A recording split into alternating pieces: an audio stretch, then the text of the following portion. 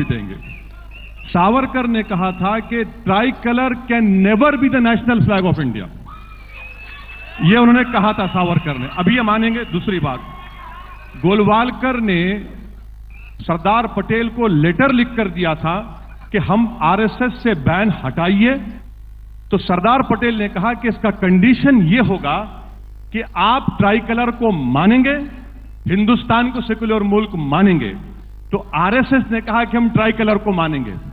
सावरकर ने कहा था कि ट्राई कलर को नहीं मानेंगे जो इतनी फख्र से आप लोग लहरा रहे हैं।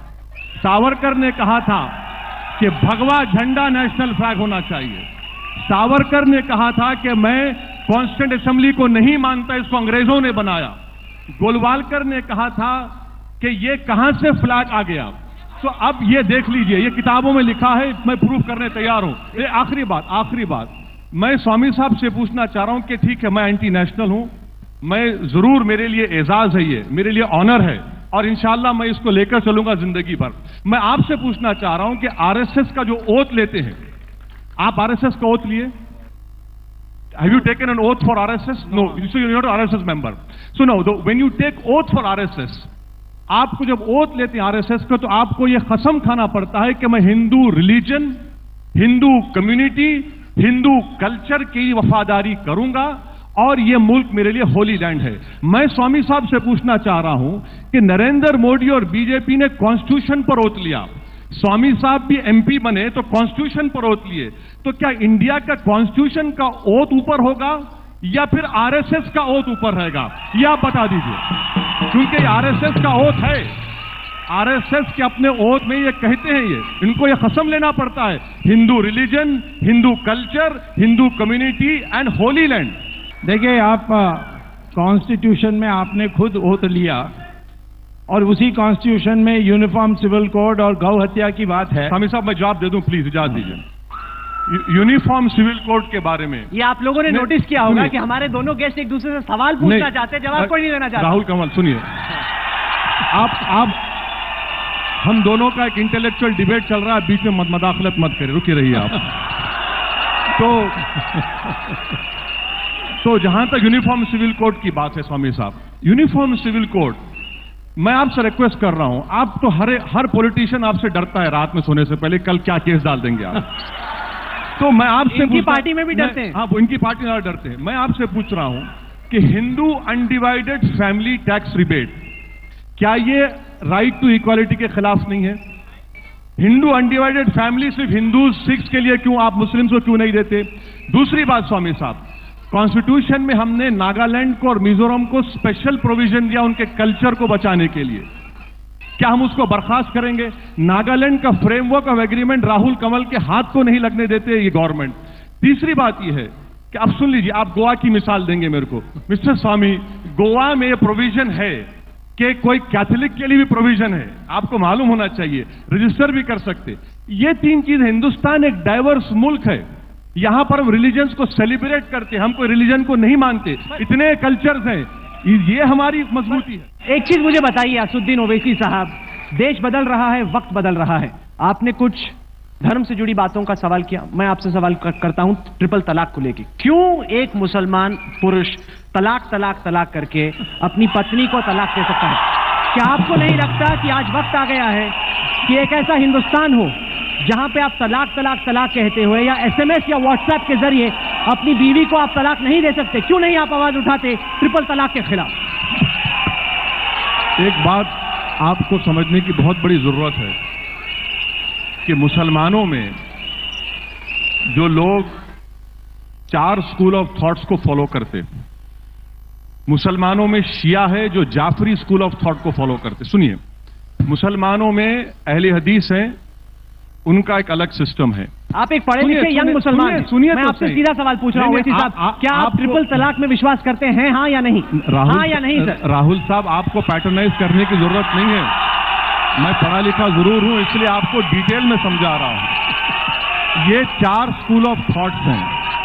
अब ये मामला सुप्रीम कोर्ट में गया है, सुप्रीम कोर्ट को डिसाइड करने दीजिए, सुप्रीम कोर्ट का जो फैसला आएगा वो मेरे लिए भी मंजूर है, आपके लिए मंजूर है। असुद्दीन ओवैसी साहब, सुप्रीम कोर्ट, देशभक्ति क्या है, देशद्रोह क्या है, नेशनलिज्म क्या है, एंटी नेशनलिज्म क्या है, इस सब पर आपकी राय है।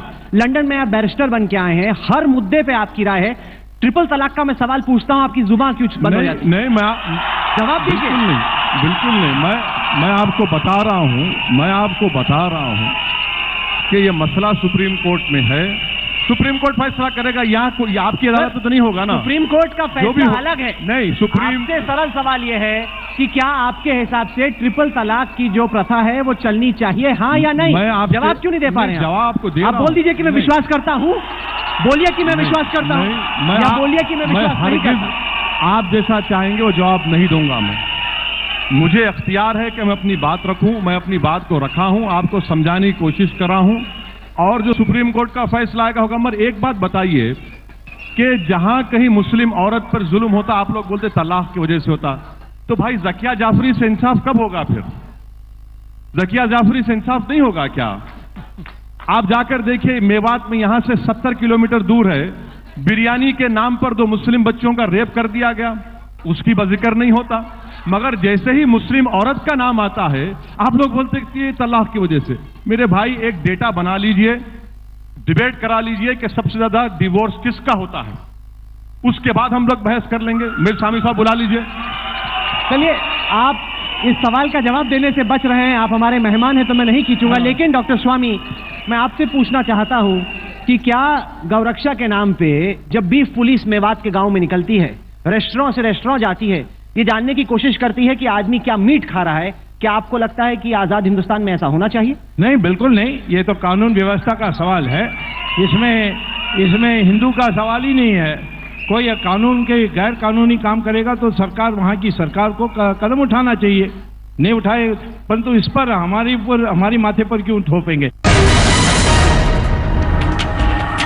एक सवाल मैं इनसे ये पूछूंगा कि, और यहाँ मैं अपनी टिप्पणी करूंगा कि इन्होंने कहा कि शरिया में ऐसे होती है, हनीफा स्कूल में ये होता है, वहाबी में ये होता है। तो मैं कहता हूं कि हर एक मुसलमान देश में वो समझते हैं कि मस्जिद को तोड़ा जा सकता है, शिफ्ट किया जा सकता है, तो यहां ये बाबरी मस्जिद को हटाने के लिए क्यों नहीं तैयार होते हैं?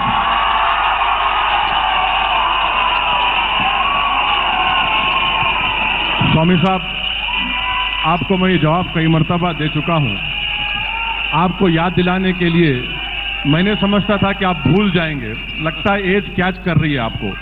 ठीक है, मैं आपको दोबारा कह रहा हूं। देखिए, जो पहला एफआईआर रजिस्टर हुआ था बाबरी मस्जिद में मूर्तियां रखने का, वो एफआईआर आप देख लीजिए, आप तो केस देख रहे हैं। वहां पर क्या था? दूसरी बात, आप हिंदुस्तान की बात करिए ना, आप अरबस्तान की क्यों बात करते? ये डेमोक्रेसी ने बात किया था। सुनिए, मैं कह रहा हूं, मैं स्वामी साहब, ये डेमोक्रेसी है, ये एक फंक्शनल डेमोक्रेसी है। यकीनन आपकी पार्टी पावर में हो सकता है कि हम फैशिज्म की तरफ चले जाएं, मगर डेमोक्रेसी तो है। डेमोक्रेसी को आप ले जाकर थ्योरोक्रेसी से क्यों मिला रहे हैं? आप ये कंपैरिजन मत करिए ईरान से, पाकिस्तान से, सऊदी अरब से। मुझे क्या करना है? अच्छा, जब सऊदी अरब की बात आ गई, आप ही के फ्रेंड और आपके फेवरेट मिस्टर मोदी को हाईएस्ट सिविलियन ऑनर दिया सऊदी अरब ने। आप क्या बोलेंगे उस पर? ब्यूरोक्रेटिक कंट्री है, उनको बाज़ाब्ता इनाम दिया, आप बोलिए क्या बोलेंगे? इसके माने है